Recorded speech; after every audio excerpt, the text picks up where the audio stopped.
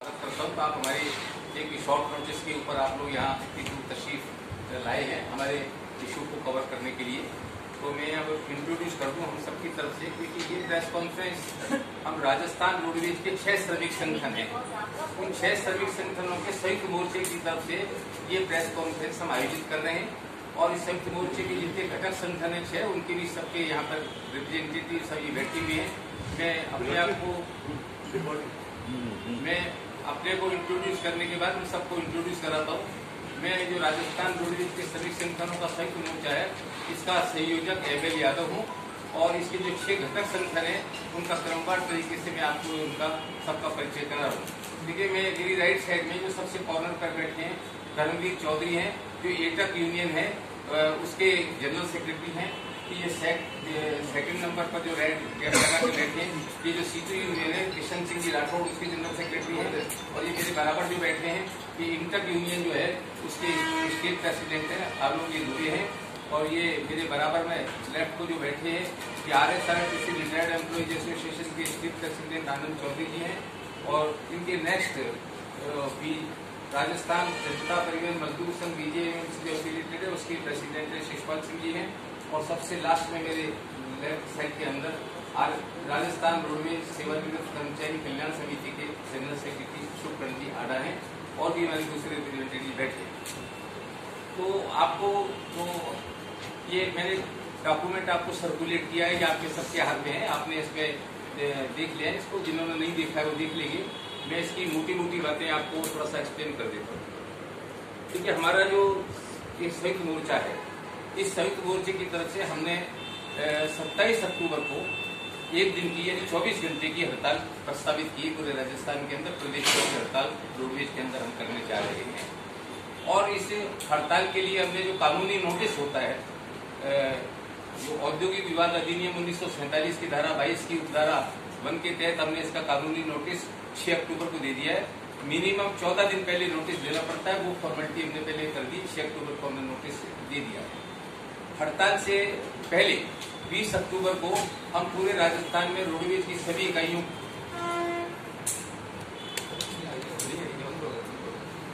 आ रही है ना आवाज? आ रही है। तो 20 अक्टूबर को पूरे प्रदेश के अंदर जो रोडवेज की सभी इकाइयां हैं उन इकाइयों के ऊपर बड़े व्यापक स्तर के ढोल बजाओ सरकार जगाओ नारे के साथ में व्यापक स्तर के प्रदर्शन किए जाएंगे। और उसके बाद 25 और 26 अक्टूबर 2021 को दिन रात के 2 दिन के धरने लगेंगे, बड़े स्तर के धरने लगेंगे। और 26 तारीख की रात को 12 बजते ही, जैसे 27 तारीख शुरू होगी, 24 घंटे की हड़ताल शुरू हो जाएगी। और 27 तारीख की रात के 12 बजे तक की हड़ताल चलेगी। इस तरह से 24 घंटे की हड़ताल रहेगी। इस हमने जो मांगे हैं हमारी, ये जिन मांगों के लिए हम हड़ताल कर रहे हैं वो बड़ी महत्वपूर्ण मांगे हैं। तो एक तो मैं आपको ये पहले मांगों के बारे में कुछ तरह कर दूं कि अब 11 सूत्री मांगों को लेकर के हमारा भी वर्तमान संघर्ष चल रहा है। इन 11 सूत्री मांगों में से कुछ प्रमुख मांगे हमने इसके अंदर दी है।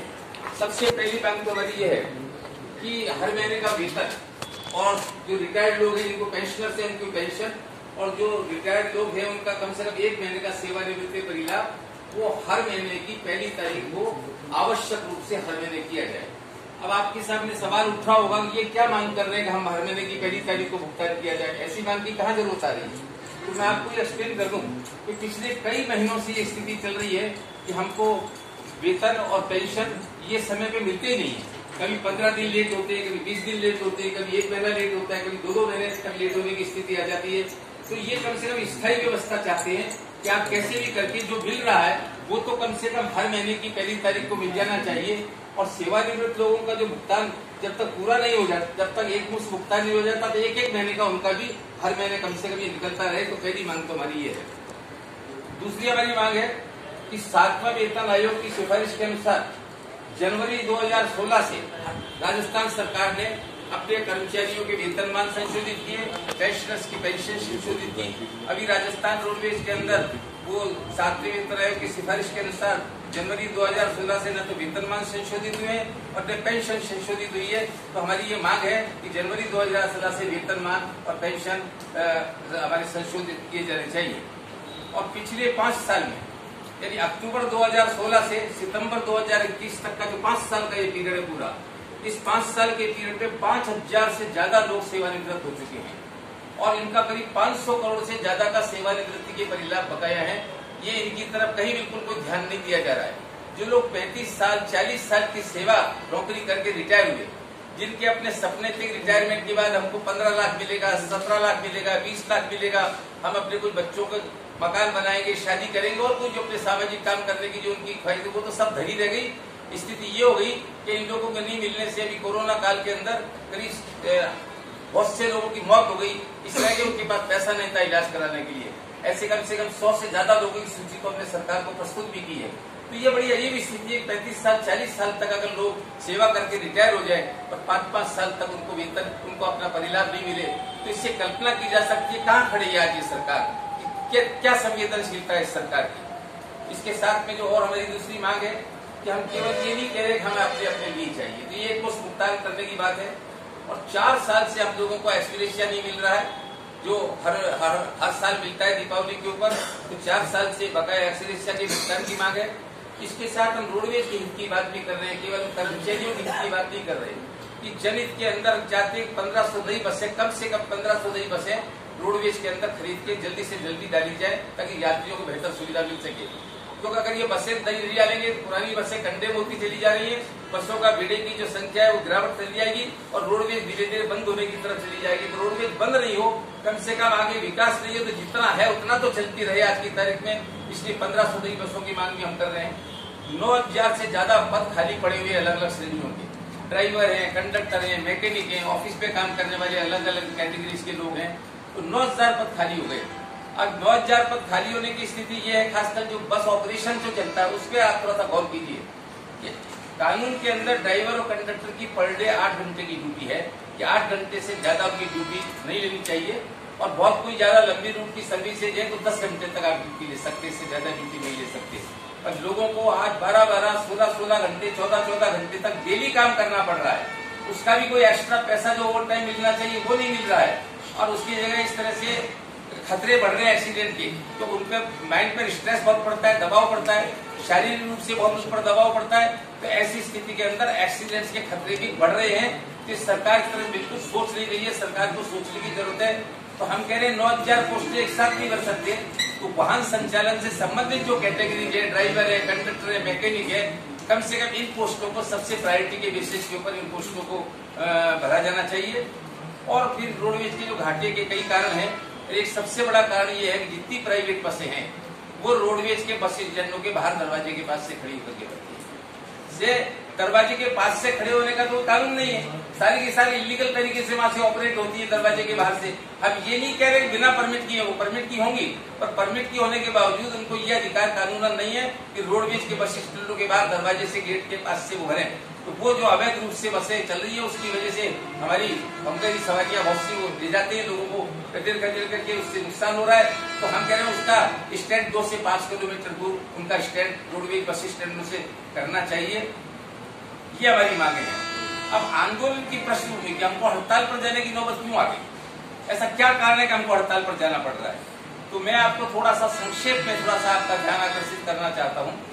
देखिए, पूर्ववर्ती भाजपा सरकार का जो 5 साल का शासन था, उसमें भाजपा शासन की तरफ से रोडवेज को एक के बाद एक हमले हो रहे थे, कर्मचारियों के अधिकार कर्तव्य किए जा रहे थे। पूरे 5 साल तक हमारा संयुक्त मोर्चा उस वक्त रोडवेज बचाओ, कर्मचारी बचाओ के नारे के साथ पूरे 5 साल तक संघर्ष करता रहा बीजेपी के खिलाफ, बीजेपी की नीतियों के खिलाफ। और उस कड़ी के अंदर जो आखिरी हमारी संघर्ष था वो 17 सितंबर 2018 से और 6 अक्टूबर 2018 तक 20 दिन की हमने प्रदेशव्यापी हड़ताल की थी। और उस हड़ताल के भाजपा सरकार की घोर उपेक्षा की जो नीति थी, चुनाव नजदीक आने वाले थे, तो उस वक्त में कांग्रेस के बड़े प्रमुख नेता अलग अलग शहरों के अंदर ये बीजेपी सरकार की जो उपेक्षा पूर्ण नीति की आलोचना करते हुए ये बयान दे रहे थे सार्वजनिक रूप से। मीडिया के अंदर उनके बयान छपे, प्रिंट मीडिया में छपे, इलेक्ट्रॉनिक मीडिया के माध्यम से सारी जनता के सामने उनके बयान आए कि भाई सरकार को ये जो उनकी उपेक्षा की नीति छोड़ के कर्मचारियों के साथ समझौता करके हड़ताल जनहित में खत्म करानी चाहिए। और उन्होंने ये भी कहा था कि अगर हमारी सरकार आ जाएगी अगले चुनाव के अंदर तो हम आपकी सारी मांगे जल्द से जल्द पूरी कर देंगे। और 6 अक्टूबर को हड़ताल समाप्त हो गई राज्य में जो चुनाव घोषित हो जाने के बाद। और उसके बाद सरकार कांग्रेस की तरफ से जन घोषणा पत्र जारी किया गया और जिस जन घोषणा पत्र को सरकार बनने के बाद में सरकारी डॉक्यूमेंट के रूप में स्वीकार कर लिया है सरकार ने, वो एक गवर्नमेंट डॉक्यूमेंट बन गया है। उस जन घोषणा पत्र के अंदर भी कांग्रेस ने ये कहा था कि हम रोडवेज के बसों की संख्या बढ़ाएंगे, मार्गों की संख्या बढ़ाएंगे, कर्मचारी की मांगों का जल्द से जल्द हम समाधान करेंगे।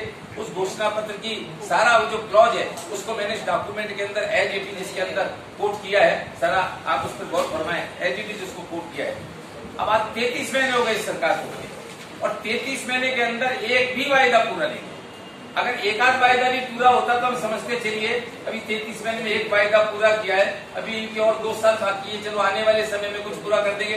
एक भी वायदा पूरा नहीं हुआ। परिवहन मंत्री जी खाचरियावास से जब भी कभी बात हुई, कई बार हम मिले, कई बार उन्होंने खुद अपनी तरफ से हमको बातचीत के लिए संयुक्त मोर्चे को बुलाया, तो बातचीत में उन्होंने हमेशा बात तो सकारात्मक की। ये कहते भी रहे साहब हम अपने घोषणा पत्र को लागू करेंगे, पर 33 महीने तक उनके आश्वासन नहीं है। अभी तक वो आश्वासन और वायदा कभी धरातल के ऊपर लागू हुआ नहीं है। एक तो स्थिति आ गई है।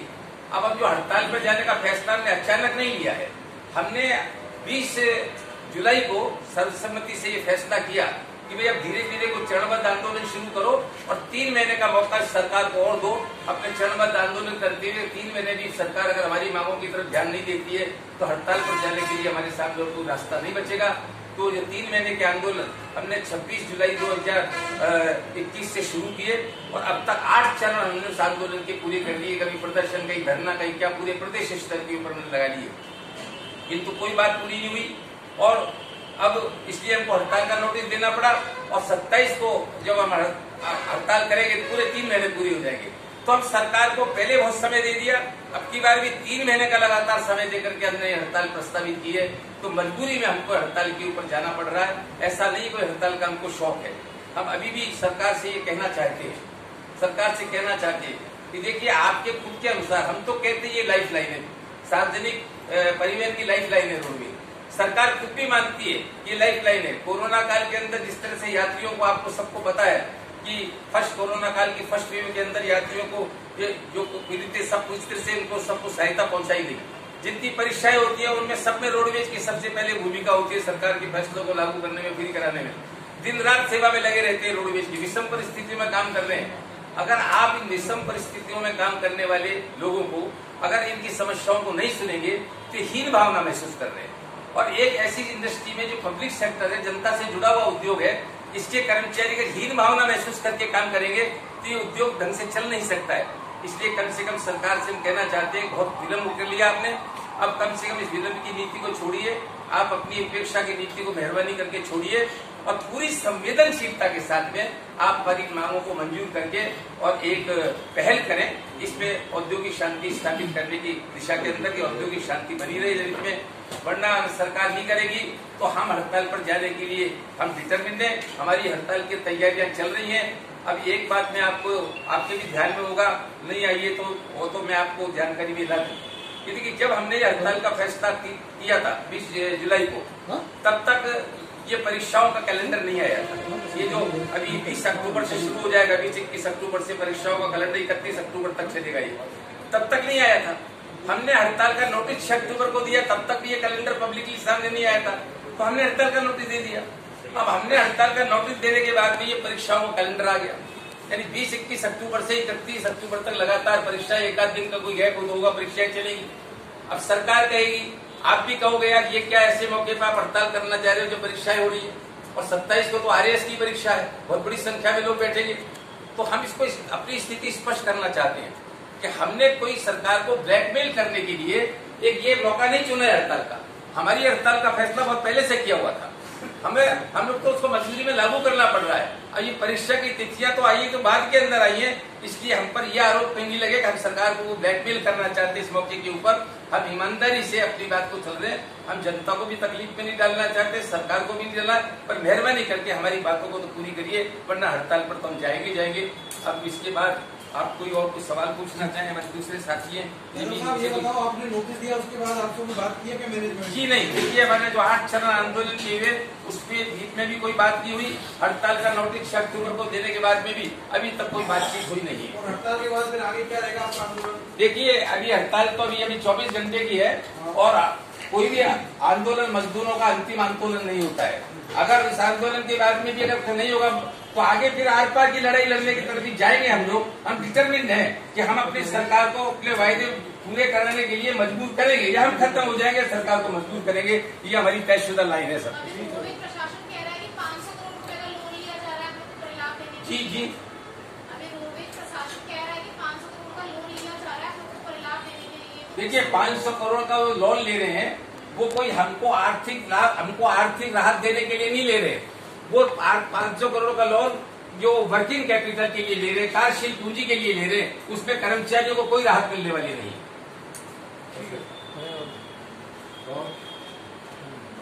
बताइए सर, शॉर्ट में बताना सर। देखिए राजस्थान रोडवेज के 6 श्रमिक संगठनों के संयुक्त मोर्चे की ओर से हम 27 अक्टूबर को पूरे राजस्थान के अंदर एक दिन की 24 घंटे की हड़ताल करने जा रहे हैं। प्रदेशव्यापी हड़ताल होगी, और जब ये हड़ताल होगी, ड्राइवर कंडक्टर काम नहीं करेंगे तो बसों का पहिया थम जाएगा। एक तरीके से चक्का जाम ये हड़ताल हो जाएगी। हमको ये हड़ताल बहुत मजबूरी के अंदर करनी पड़ रही है। हमें हड़ताल करने का कोई शौक नहीं है। सरकार ने हमसे जो वायदे किया, 33 महीने हो गए, 33 महीने में सरकार ने अपना एक भी वायदा आपको पूरा नहीं किया है। और हड़ताल पे जाने से पहले भी हमने 3 महीने पहले सरकार को चेताया कि हम 8 चरणबद्ध आंदोलन धीरे धीरे करके हड़ताल की तरफ जाएंगे। 8 चरणबद्ध आंदोलन पूरे कर चुके हैं। सरकार ने अभी तक भी कोई पहल करी नहीं है मांगों को मंजूर करने की दिशा में। अंदर हमारी पहली मांग है कि हर महीने की पहली तारीख को वेतन, पेंशन और 1 महीने का सेवानिवृत्त परिलाभ हर महीने की 1 तारीख को आवश्यक रूप से दिया जाए। और 7वां वेतन आयोग की सिफारिश के अनुसार हमारे कर्मचारियों की जनवरी 2016 से वेतन और पेंशन संशोधित किए जाए। और पिछले 5 साल में 5000 से ज्यादा कर्मचारी सेवानिवृत्त हो चुके और 500 करोड़ से उनके ज्यादा के सेवानिवृत्ति परिलाभ है, उनका एकमुश्त भुगतान किया जाए। और रोडवेज में 1500 नई बसें जनहित के अंदर डाली जाए। 9000 खाली पद पड़े हुए उनको भरा जाए। और इसके साथ हम ये भी कह रहे हैं सरकार से कि आप हमको इस रोडवेज को सरकार के अंदर ले लो और सरकार के विभाग के रूप में संचालित करो। जो आप निगम के रूप में संचालित करने की तो आपकी मंशा हमको नजर नहीं आती है। ML यादव, प्रदेश संयोजक सेवा संयुक्त मोर्चा। देखिए हड़ताल पे जाने से पहले कानूनी नोटिस हमने सरकार को दिया है। 6 अक्टूबर को हमने औद्योगिक विवाद अधिनियम 1947 की धारा 22 के अंतर्गत कानूनी नोटिस दे दिया है। हम बिना नोटिस के हड़ताल पर नहीं जा रहे। 27 तारीख को एग्जाम है, देखिए हमने जब हड़ताल का फैसला किया था 20 जुलाई 2021 को, तब तक कोई परीक्षाएं घोषित नहीं थी। हमने जब हड़ताल का नोटिस 6 अक्टूबर को दिया तब तक इन परीक्षाओं को कोई कैलेंडर सामने नहीं आया था। ये कैलेंडर बाद में सामने आया है। तो हम तो पहले से हमारा हड़ताल का फैसला है। कोई हमने परीक्षाओं की तारीख देख करके हड़ताल की तारीख कह नहीं की। देखिए 500 करोड़ का लोन आ रहा है, वो हमें कोई आर्थिक राहत देने के लिए नहीं आ रहा है। वो कार्यशील पूंजी के लिए लोन दिया जा रहा है। उसका हमको कर्मचारी की राहत से कोई संबंध नहीं है। अब आप सब लोग लंच